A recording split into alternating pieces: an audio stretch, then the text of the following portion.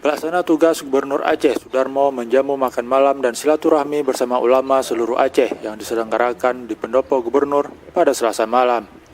Dalam momen silaturahmi singkat ini, Majelis Permusyawaratan Ulama MPU Aceh juga mensosialisasikan tausiah MPU Aceh tentang pilkada yang dibacakan langsung oleh Kepala Sekretariat MPU Aceh Saifuddin Putih, SIMM.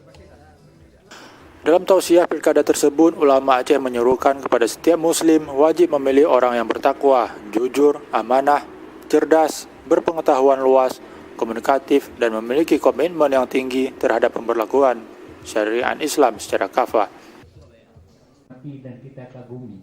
Tak hanya itu, di antara 6 poin tausiah MPU itu juga disuruhkan kepada KIP, Panwasli, dan semua pihak yang bertanggung jawab atas penyelenggaraan pilkada agar bertindak jujur dan adil, serta menjaga ketertiban, keamanan, dan kedamaian. Assalamualaikum warahmatullahi wabarakatuh. Tausiah tentang pemilihan kepala daerah Aceh menyerukan kepada KIP, Panwasli, dan semua pihak yang bertanggung jawab atas penyelenggaraan pemilihan kepala daerah agar bertindak jujur dan adil serta menjaga ketertiban, keamanan, dan kedamaian.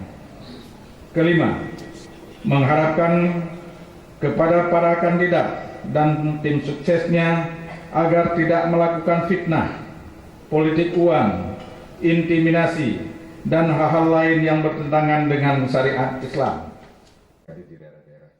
Pelaksana tugas Gubernur Aceh Sudarmo menyambut baik tausiah MPU Aceh tentang pilkada tersebut.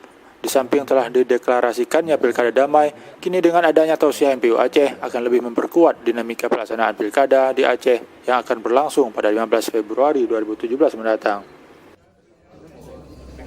Dan inilah 6 tausiah ini mungkin artinya lebih berbobot dibandingkan dengan kemarin penandatangan deklarasi.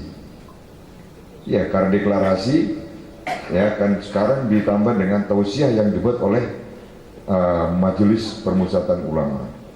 Bagaimana supaya pemerintahan itu bisa berjalan dengan baik? Bagaimana suatu pemerintahan itu bisa berhasil di dalam melaksanakan program-programnya?